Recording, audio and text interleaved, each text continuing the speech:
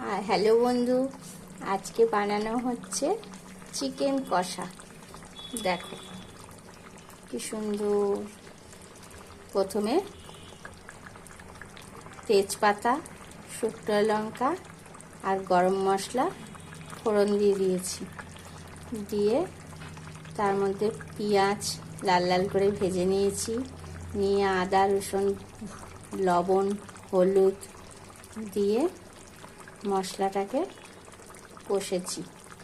কষার পর সঙ্গে ক্যাপসিকাম লঙ্কাও দিয়েছি। দিয়ে ওর মধ্যে মাংসগুলোকে দিয়েছি, চিকেন দিয়ে ভালো করে কষে গরম জল দিয়ে দিয়েছি। আমি মাংসে না ঠান্ডা জল ঢালি না, কষা হয়ে গেলে গরম জল দিয়ে ফোটাতে থাকি, তাহলে টেস্টটা ভালো হয়।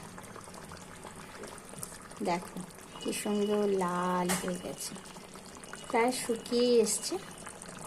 আমার চিকেন কষা রেডি। এবার একটু গরম মশলা ঘরে বানানো আছে, ছড়িয়ে দিচ্ছি।